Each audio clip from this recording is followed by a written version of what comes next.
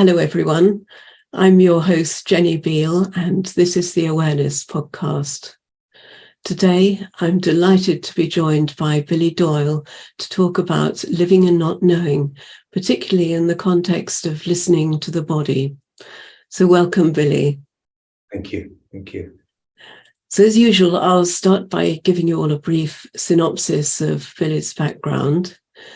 Billy Doyle teaches yoga in the Kashmir tradition, an approach based on listening to the body that has its foundation in the non-dualistic perspective. He was drawn to the non-dualistic teaching of the East in his 20s, and in the 1980s, he met Jean Klein, a master of Advaita and yoga in London. The meeting had a deep impact, and he subsequently spent many years attending Jean Klein's retreats and dialogues in the UK and abroad. Billy is the author of Yoga in the Kashmir Tradition, The Art of Listening, which follows the teachings of Jean Klein, and also he wrote 2 poetic books written from a non-duality perspective, The Mirage of Separation and Ocean of Silence. He runs meetings and retreats in the UK and teaches yoga as well as non-duality discourses online. You'll find a link, as usual, to his website giving details of all this in the podcast description.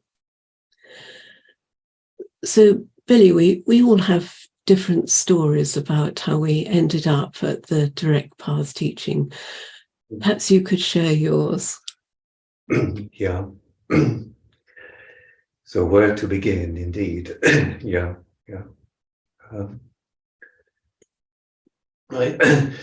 If I go way back to when I was 5 or 6, the child had quite a strong spiritual bent. I can remember sitting in the church, in the chapel in Ireland, where I spent my first 7 years of my life, or most of those, and just feeling this intensity of love, of devotion, to something that in some way, of course, is beyond the mind. And I think that element stayed with me as I grew up.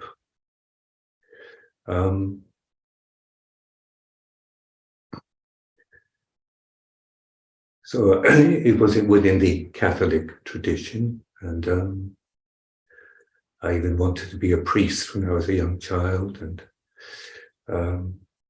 the first thing I did when I left college at 20 was to go off to India and stay with Mother Teresa and worked with her in the summer before I came back. I was a school teacher at that stage. And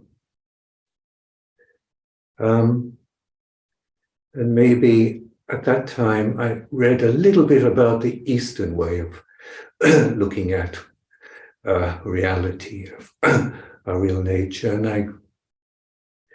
So maybe it opened me up a little bit to a wider view at that in my early 20s. And when I came back, I heard about transcendental meditation, which was the kind of fashion of the time.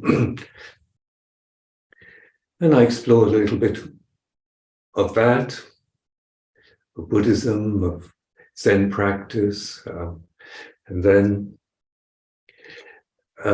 got involved in the growth movement and the teachings of Rajneesh Osho.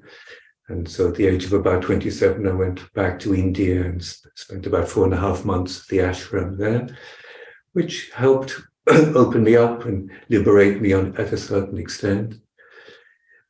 He asked me when I was coming back again, and I just was able to say I didn't feel the need to come back again. Something had been complete. I wasn't looking for another teacher. I mean, I had been reading Krishnamurti, Ramana Maharshi particularly at that stage, and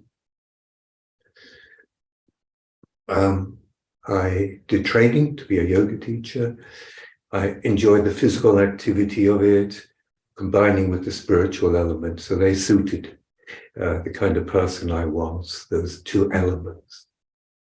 I was living abroad at the time. I was visiting England, and somebody had a couple of books by Jean Klein. I took them back to Spain with me, and they really spoke very deeply to me, his two books. I came back to live in England. I was living in Hampstead, and I went to Watkins' bookshop to find out if there were any more books by this teacher, Jean Klein.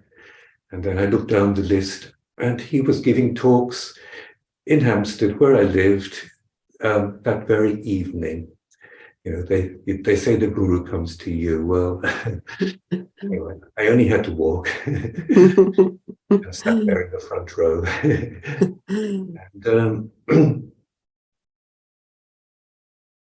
And then that's what happens when you meet a teacher who speaks very, very deeply to you, and something very profound. And there was a deep meeting for me, and I continued to attend his talks, retreats, until more or less till he died. Here in England, abroad, got to know him quite well. I helped with his retreats a little bit, and sometimes I would meet him at the airport or go for a meal with him. So I got to know him a little, besides the teaching aspect. So that's a little bit about my background. Yeah. I also used to go to Watkins' bookshop in London. I wondered, it's an unanswered question for me. Is it possible to recognize one's true nature without the help of a teacher, just through reading books and practicing meditation and things like that?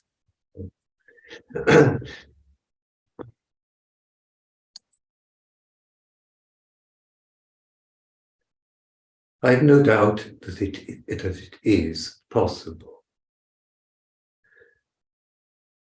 But I think the presence of a teacher can be so powerful that that somehow the words and the teaching come to us at a deeper level than simply reading a book, or our own practice. And when we get the direct answers to what we're really looking for from a teacher who can see us very clearly, that we can't see ourselves, but the teacher can and knows how to direct us. I'm sure there are cases where this happens without a teacher. We can think of Ramana Maharshi, no doubt others. But I think it's very rare. And Yes. It's the power that a teacher has just by their presence and being with them, and the way they can articulate and direct the questions to you particularly, that can be transformative. Yes, there's a concept in the Indian traditions of a karana-guru, isn't there? The teacher that leads you to enlightenment or awakening, whatever you like to call it. Did you recognize Jean Klein immediately as your karana-guru? I think I can say yes to that question. Yes, there was an immediate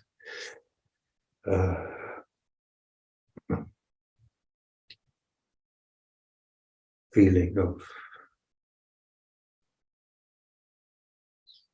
just being there with him. And that was it. I never looked for another teacher ever again, or had any need to. Everything I felt was being given to me there and there. Yes. Yes. I used to feel there should only be one karana-guru, but then I gather that Jean Klein had three different teachers, didn't he? Initially a Sanskrit one, then it was Hatha Yoga, and then the Kashmir Shaivite yoga as well, wasn't there? The yoga teachers were not his teacher as such. It was the professor of Right. Sanskrit at the university that was his teacher. The others he went to because he had a deep interest in body work and exploring yoga, and he worked with these other teachers, but they were certainly not his teacher, as we say. They were helped him in that other side, but yeah, no, it was the Sanskrit teacher at Bangalore University that was his teacher. Yes, just one teacher. Yes, yes. I wonder if there is a karana-guru out there for all spiritual seekers. So sometimes people seem to find it difficult. They go from one teacher to another and are never satisfied.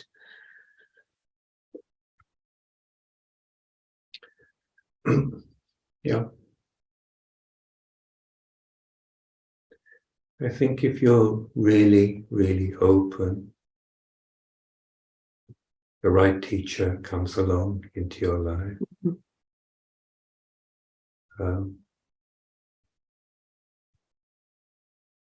It may be through different stages of your life. One teacher, you have a teacher that takes you so far, but it may be take you further. You may need a second, or who knows, I wouldn't like to have categorical on this in this matter. And some people seem to find helpful different teachers as well, speaking from different traditions. Ultimately, real teachers, they're all saying the same thing in different language, in different ways, pointing in the same direction. But we use different language, and different teachers have different pedagogical abilities as well. So yes, teach just through their silence, just through their presence. Others are brilliant at using language and explaining things. Yes. Yeah. Did your relationship with Jean Klein change over time? Because you were with him for a long time, weren't you? Was it about 14 years or so? That's right. Yeah, yeah. There was an immediate contact. I immediately, because we would sometimes after the talks in Hampstead, there was a little group of us would go to a cafe with him and have a chat. And I didn't know he taught yoga. It was my interest. My real interest is in Advaita, is the non-dualistic tradition, the search for truth. But as I say, I enjoyed the yoga as well. And I didn't know he taught yoga, but he explained that he incorporated yoga into his teaching. And so the following year, there was a seminar in Holland, and he said, "Why don't you come along?" And of course I did, and went there for the next six years to Holland, where he continued to teach in English. It was translated into Dutch, so that was very fortunate for me. That transformed the way I understood yoga as well, of course. Did our relationship change? I mean, I didn't know him on a day-to-day basis. I met him during the retreats and when he arrived, and etc. He was just beautiful, open human being that you felt deeply relaxed with, and everything he said you could almost write down and quote. He had such a knowledge of art and music, of beauty, and he was just a very beautiful human being to be with. And of course, you felt completely relaxed and open with such a human being. Yes. There's a story, I think it's an old Hasidic story that Francis Lucille tells. Francis also studied with Jean Klein, about a truth seeker who went to see the rabbi and teacher, and the rabbi's assistant said to him, "Why do you want to see the master? Do you have some questions you want to ask him?" And the man said, "No." And, "Well, do you want to just sit in silence in his company and receive his grace?" And again, the man said, "No." And then the assistant asked, "Well, what do you want?" And the man said, I want to see how he puts on his shoes." I've always loved that story, but it felt important to me. And, I'm sure, Francis has lots of stories about his time with Jean Klein and, going to the market with him, going to restaurants with him and things, and seeing how he lived. And I'm sure you do too.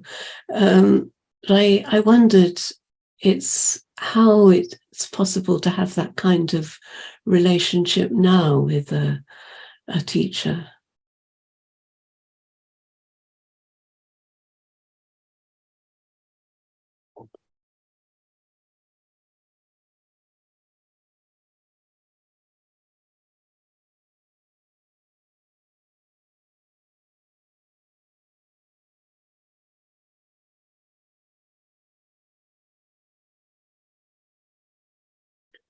I mean, the important thing is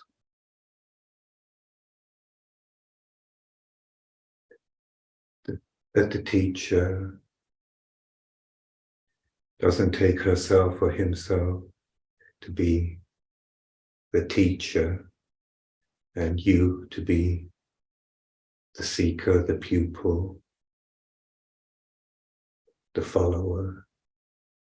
That the teacher doesn't in any way categorize you.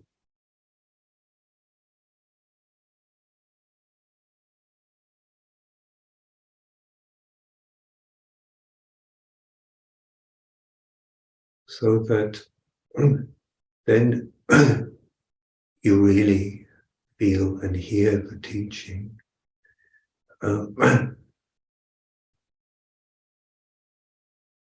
That's beyond the personal, or without projecting the teacher up there and me here listening to the teacher. There's just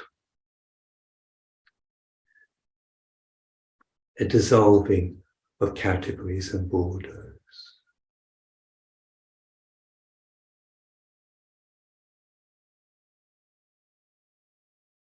And then that's what we could call a real relationship.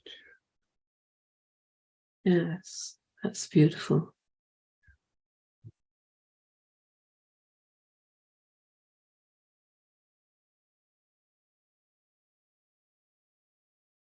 Turning to the body awareness side of your teaching, can you explain the connection between Advaita and the body work that you teach?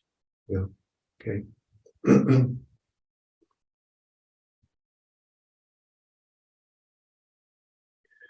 course, there's a certain pleasure in just exploring the body, the movement, the breathing. It's there's a certain joy just for its own sake, Mm-hmm. Let's begin with that. But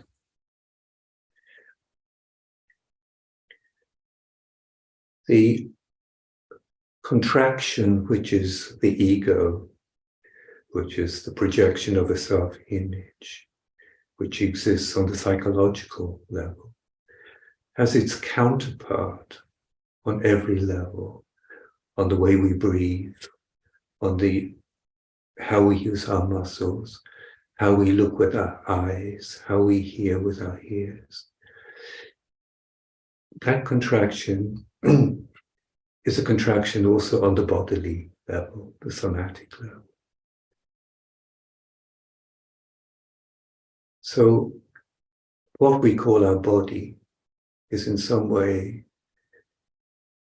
a defense mechanism. It keeps the self-image, the ego, alive. The contraction on the level of the muscles and everywhere else.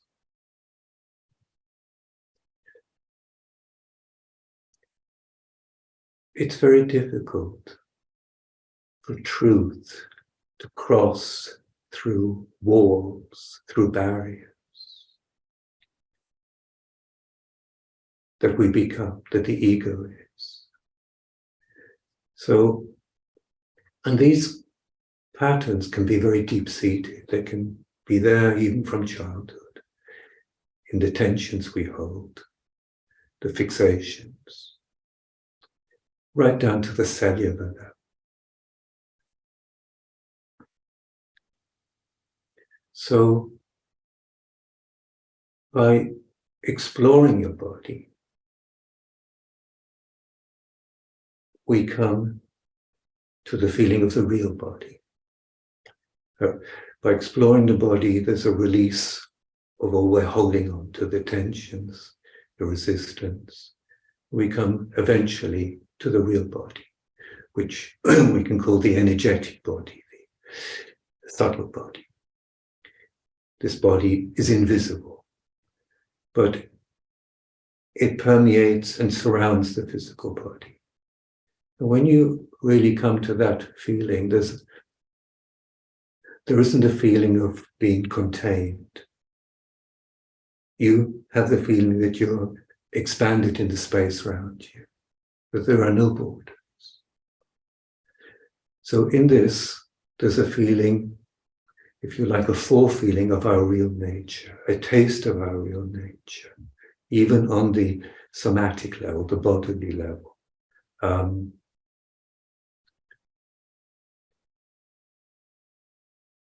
So as I say, and this relaxation on the level of the body,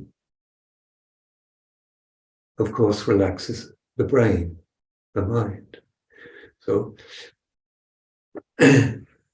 so we're again more open to receive, more open to the truth. So it's all part of self-exploration, I would say, whether it's the thoughts, the mind, the body, they're very integrated.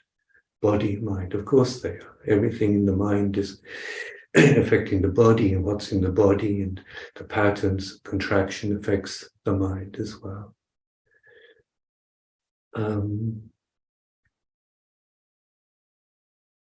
So I would say, we can say, okay, I'm not my thoughts, I'm not my body, I'm not my personality. But until you've explored and understood these elements, including the body, in a sense you are the body, you're so identified with the contractions and everything. So, so it's by exploring that you actually come to a deeper understanding of what you're not. So we explore the body in a way to be free of the body, to be released from its contractions.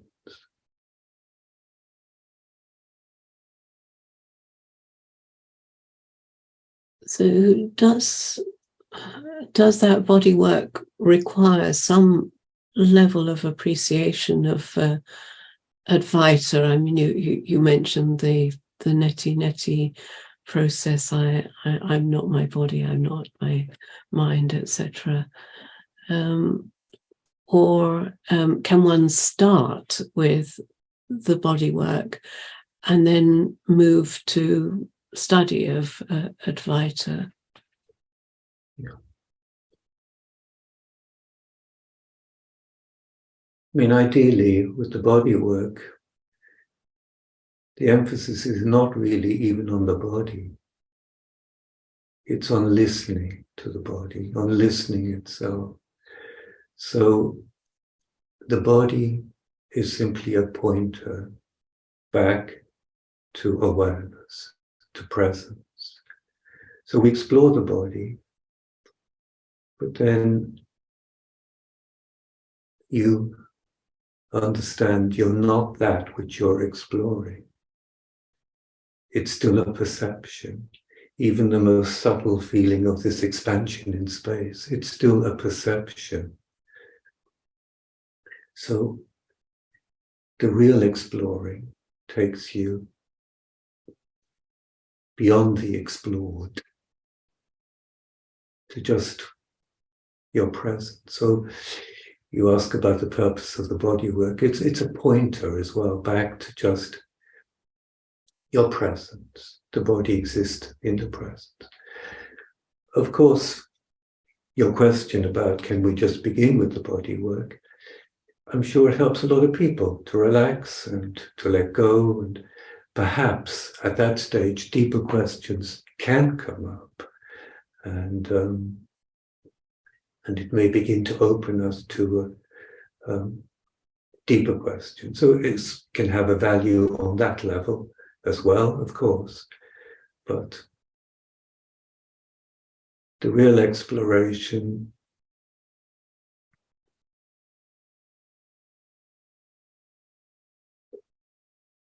is to start from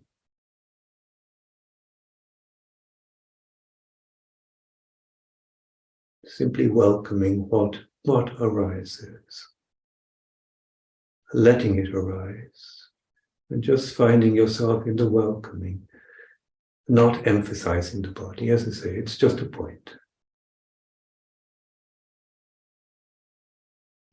I mean, one of the traps I fell into when I was first doing this kind of body work, which was with Rupert Spira, was I found I loved to do it, and I was doing yoga meditations every day for several years.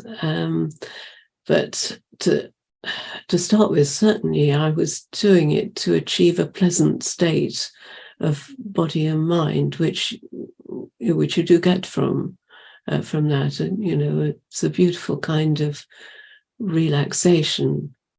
So there was a kind of subtle end gaining there. I think it's called an Anandamaya kosha in the Hindu tradition. So what advice do you give to your students about avoiding that and looking more deeply? Even when they come to a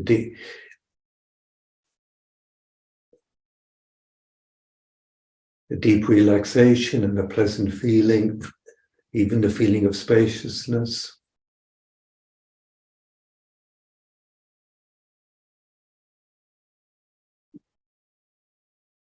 I would tell them also just to let that go, to let everything go, and just be with that you cannot think.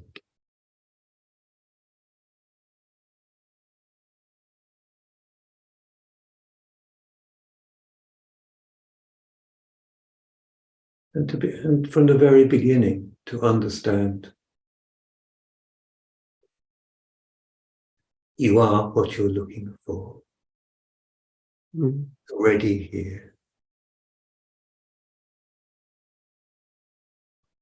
And to be open to that dimension, even if you don't fully feel it, but to be open to it, that you don't really need to look across somewhere else. Yeah. There's nothing to achieve.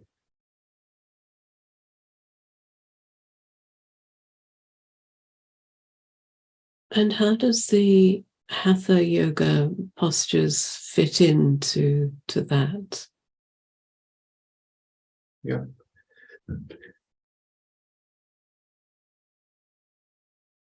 Of course, the yoga postures stimulate certain parts of the body, they strengthen the body. It's a way of keeping healthy.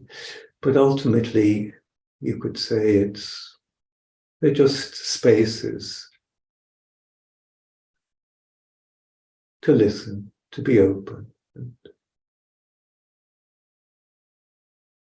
and to just, there's a feeling of doing without a doer. It's just being in the moment.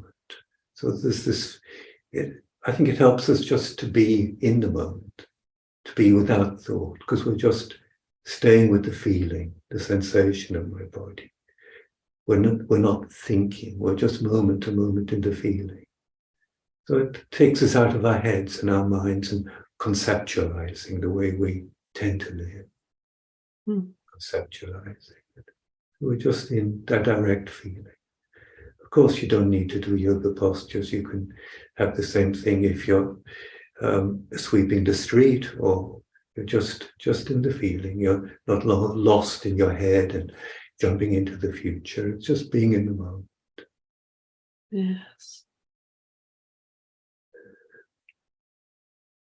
That brings us to meditation and practice. Could you say something about that? What your view is on both of those things? People have different ideas as to what meditation should be and about whether one should practice or not practice. Yeah. Okay. Yeah.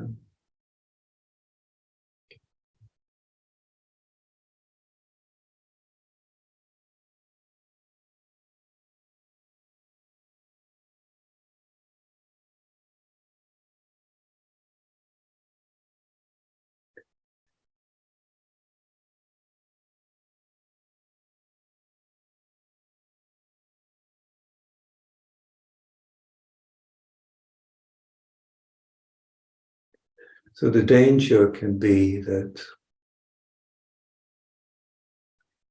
we sit down with an idea.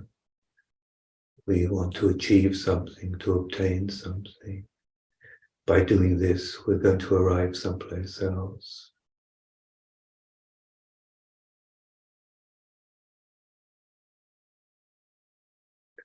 It's when we start with the idea that there's effort needed to get someplace, to understand something. So we haven't imbibed from the beginning, perhaps with the help of a teacher, that everything already is here now. There's nothing to add to it. And so we begin a journey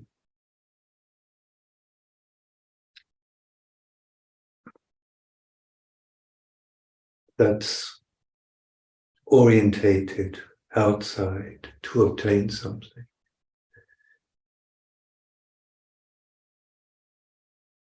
And I think there's no end to that journey.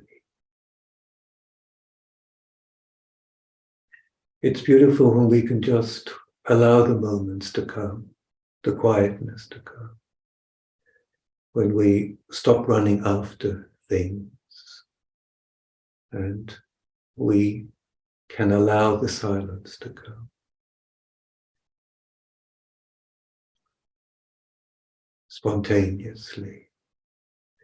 There are many moments in daily life when there's nothing to do, there's end of the day perhaps, or a space when you get up in the morning, and just to be in that space, to be in that silence, without expectation, without looking for something, just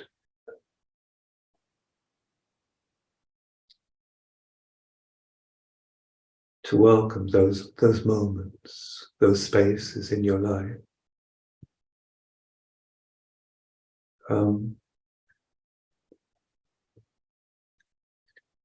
I mean, in my own case, I was very drawn to exploring silence, sitting in silence. And for many, many years, I would go to a retreat center in the countryside with a beautiful meditation room, a quiet room, and just sit. But I wasn't practicing anything. I was just found it beautiful to sit in a quiet room in that silence.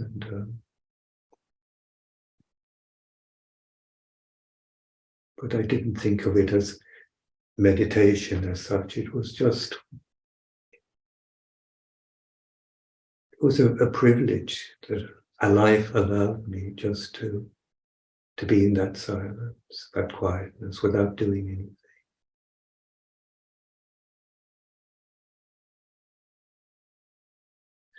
And one of the problems, I think, with a lot of meditation practice is that there's a focus on an object, on a sound. There's a kind of doing in it, a doingness. Yeah.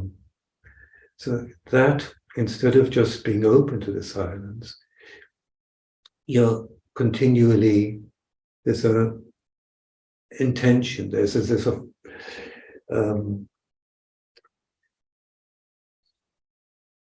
trying to obtain something by concentrating. But to me, this is not the essence of meditation, because it actually keeps you in your head, keeps you alive as a doer to get something. But the ultimate comes when you're not there. But this reinforces the doer in us, identifying with it. And even if you continue your practice and you come to a certain kind of silence,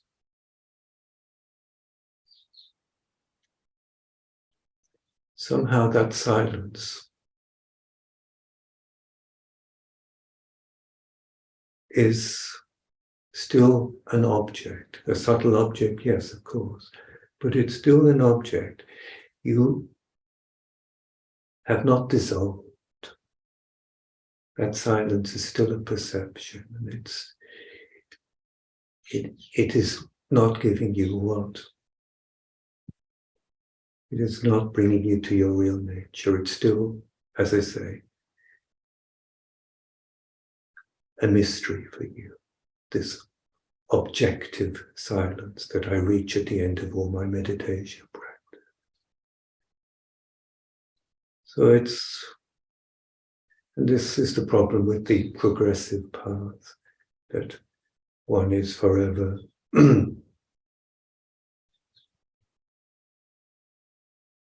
Yes, there was a lovely expression from Jean Klein that meant a lot to me, because I was following a progressive path of, well, probably very similar mantra meditation that you did with TM.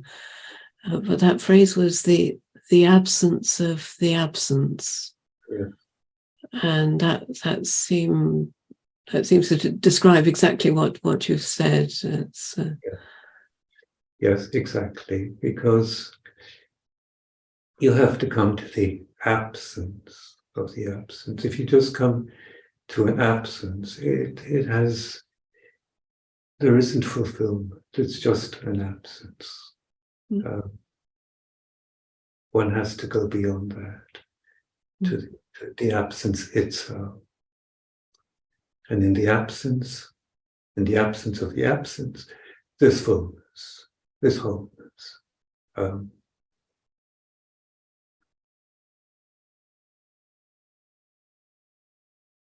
Yes. Yes, it can seem very alien to people at first, can't it? Because I guess we have the idea that to get what we want, we always have to do something. So the idea of letting go and not doing and allowing is something we're not really brought up with in our education. You're right. Yes, we think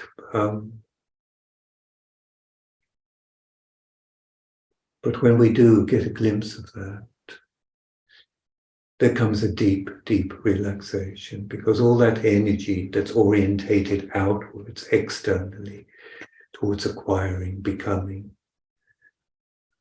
becomes redundant, and that energy comes home to itself, just in presence.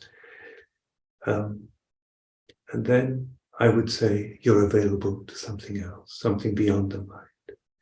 Otherwise, we stay on the level of the mind,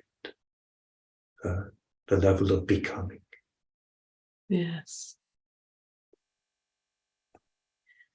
Does the spiritual path ever come to an end, in your view?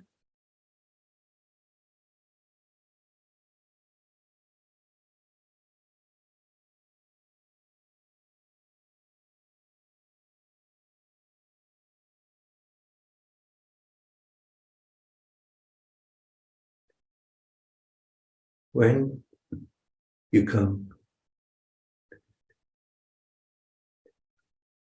when the image of yourself has completely dissolved,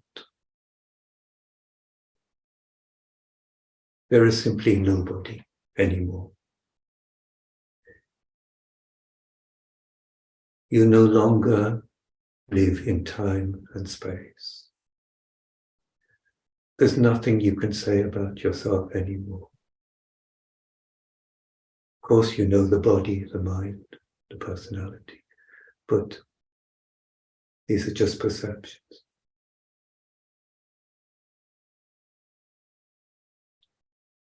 You live in your timelessness, nameless. There is no path. There's no going anywhere. There's nobody to go anywhere.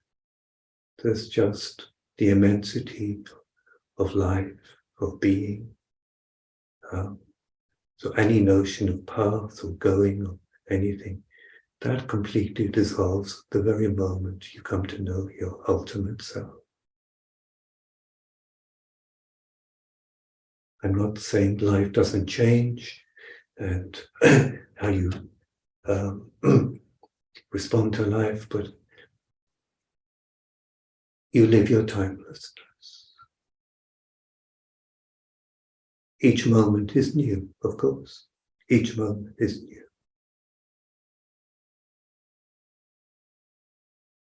But So you have no notion of being anyone or going anywhere, or there's nobody on any path. There's no path. There's no categories anymore.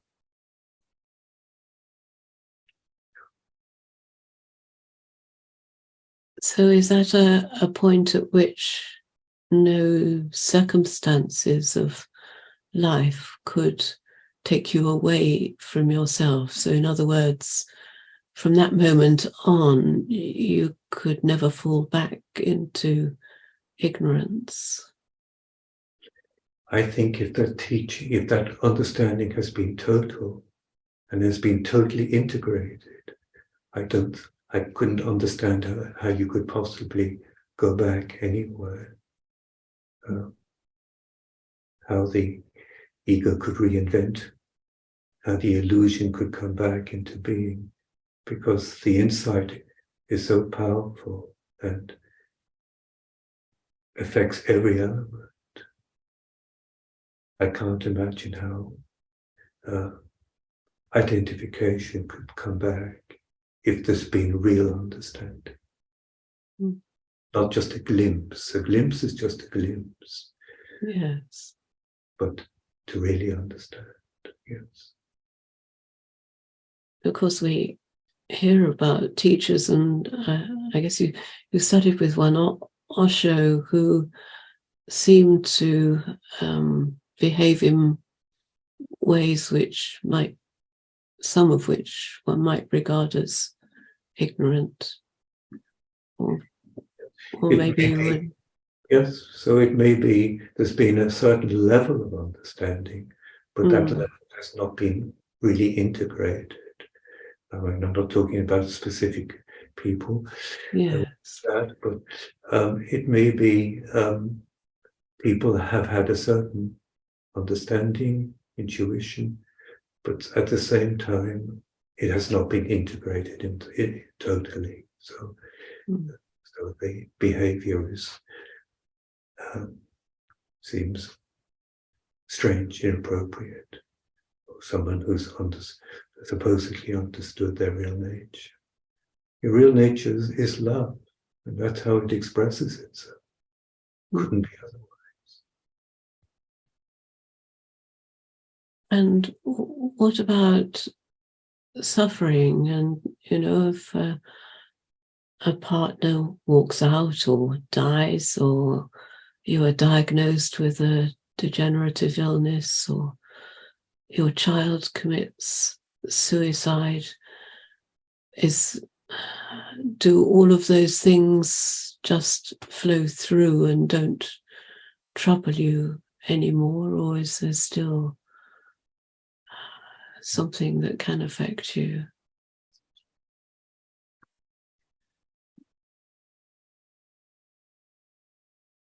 You have your feelings, your sadness, your happiness.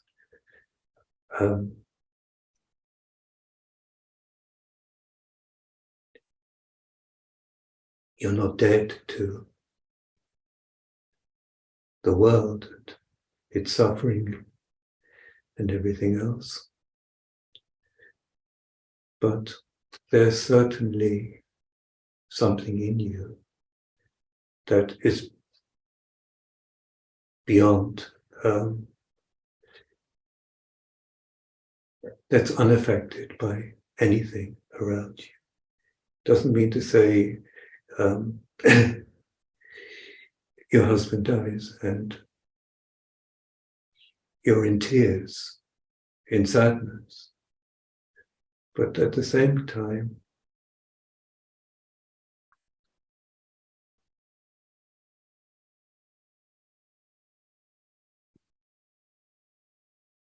you're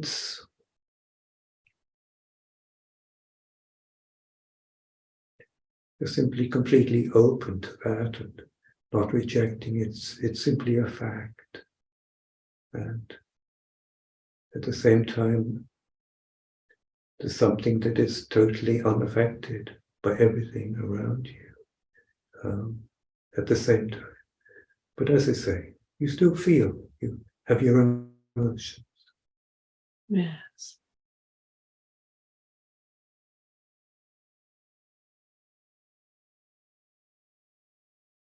Of course, real emotion is something from the heart. It's something beautiful.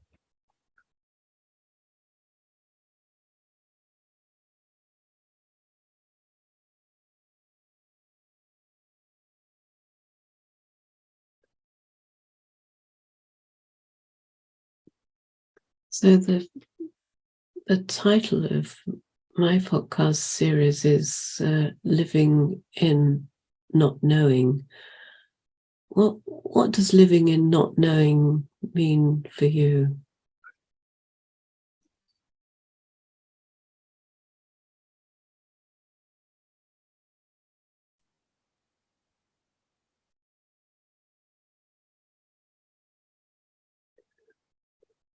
So on the level of the mind, we can certainly come to a certain logical understanding that I'm not the body, I'm not the mind, I'm not the thoughts, because these things I'm aware of, they're perceptions, they come and go.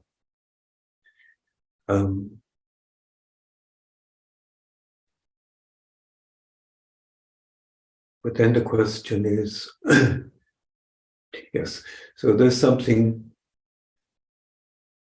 that's beyond the mind, that is aware of the mind, that's aware of all the constant changes in life.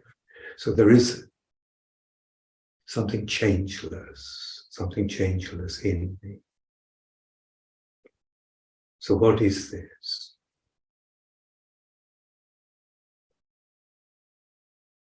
But the mind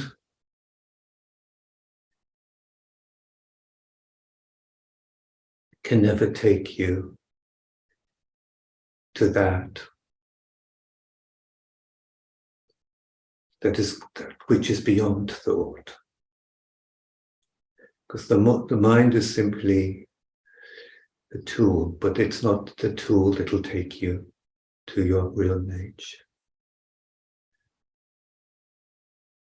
And when you really deeply understand that you're never going to understand who you are through the level of the mind, you can ask the question, who am I? Who am I?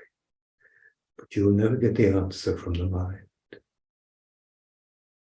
So when the mind understands that it can never understand, it gives up. It comes to the end of its useful journey. There's a humility. There's a stop.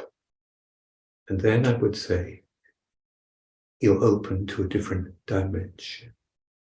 You live in that dimension of not knowing. Because the mind cannot know that which is beyond the mind. It doesn't go in that direction. So I would say it's very important to come to understand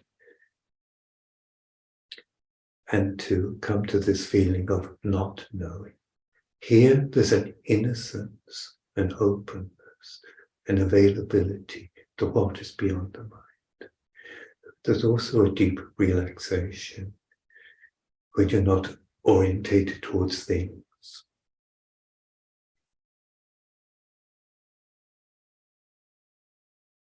So it's through coming to this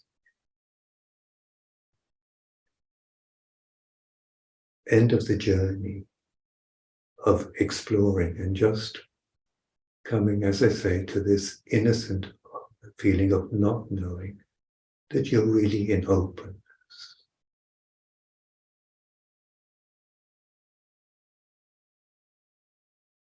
Available.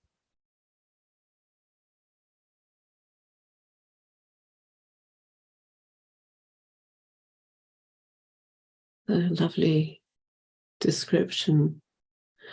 Well, would you like to do a guided meditation now to give people a feel for this approach? Yes, we can do that. So it would be good to sit in a comfortable position, and I mean, perhaps if you're lying down, you can adapt the instructions. And we can close the eyes.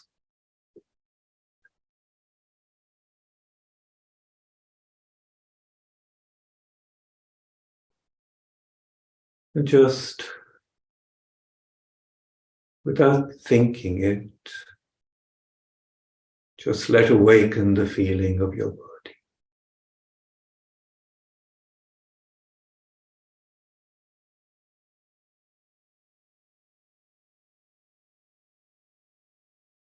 Where the feet touch the ground, where the hands are resting,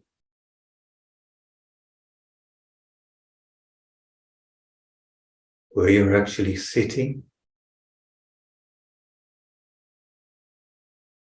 And just allow your spine to float.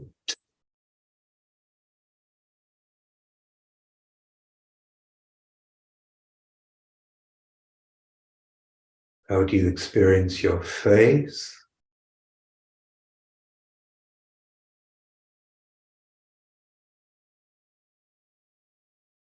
Your mouth? Feel the space of your mouth.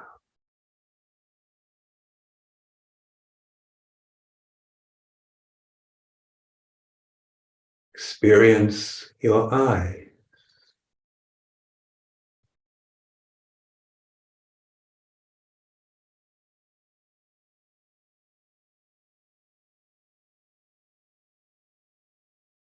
The left eye.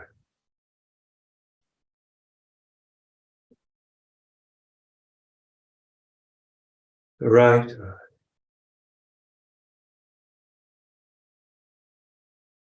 Both eyes. Feel them like globes.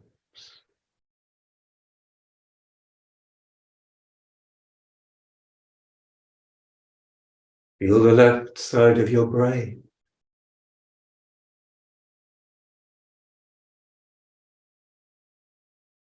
Give it space. The right side of your brain.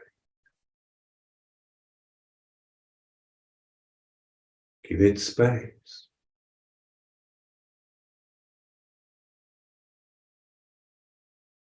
Both sides as one.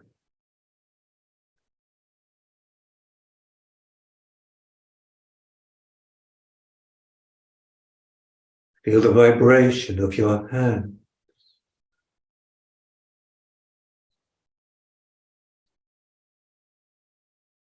The vibration of your feet.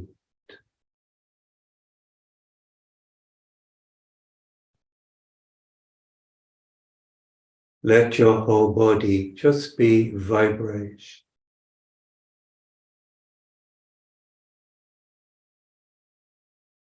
Integrate.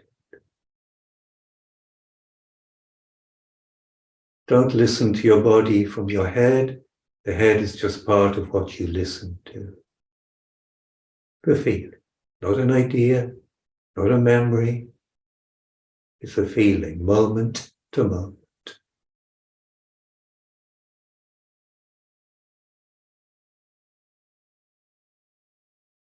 Feel the front of your body. Feel its warmth and radiation spreading out in front of you, filling space.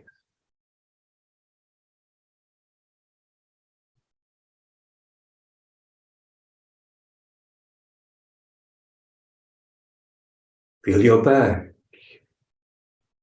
Let its warmth and radiation spread out behind you, filling space.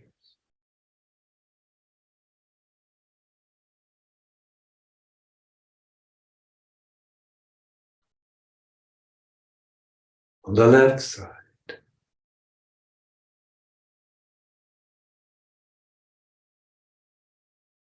On the right side.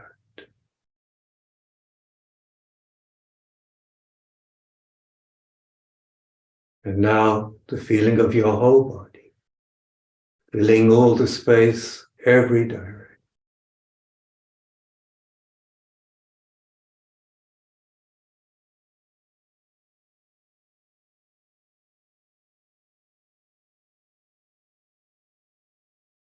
Be free of the notion of inside and outside.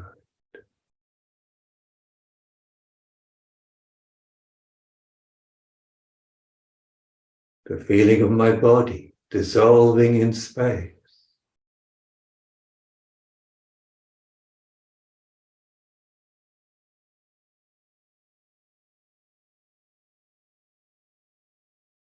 There's only presence, awareness, that which you cannot think.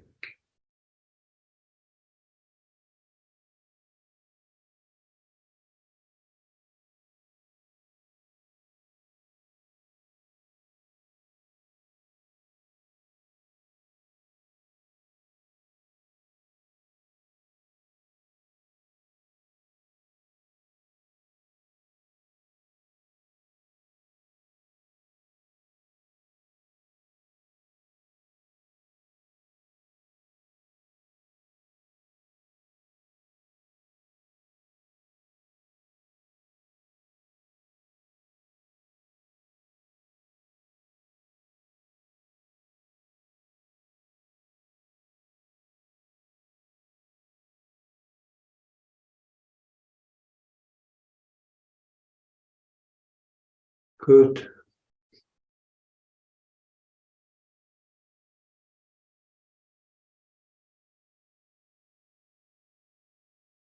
So we can come back.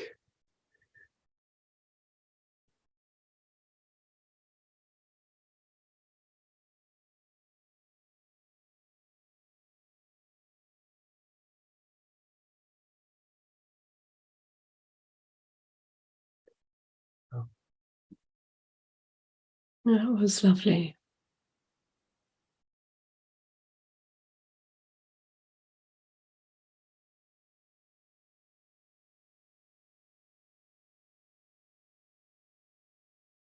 You've written a number of poems, Billy, about non-duality. I wonder whether there's some you might like to share with us. Okay, I'll read two. Yes.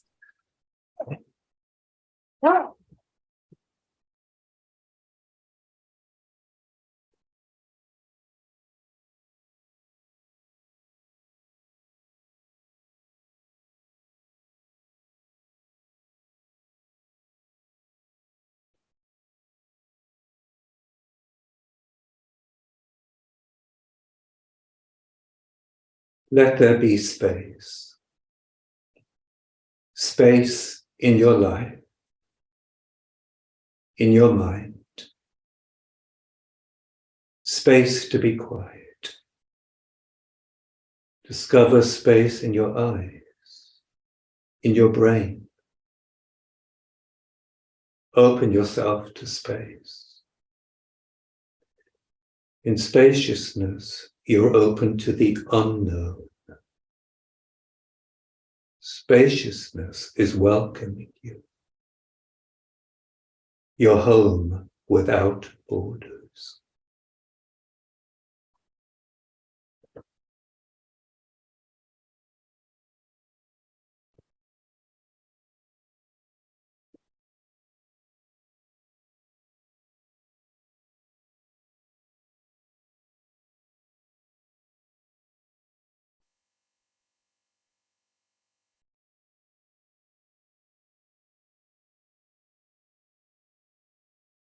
Meditation, a practice no one can practice. Abandoning all hope, free of a doer, no intention or goal, accepting and surrendering all that arises, going nowhere, for where would one go? And who is there to go? Giving all to the moment that cannot be thought. Not knowing, not knowing, not knowing.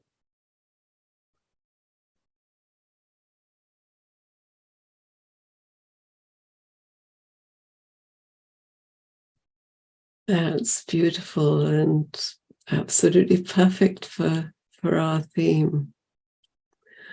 So thank you, Billy, for sharing your experience and your insights and your understanding and the meditation and the poems.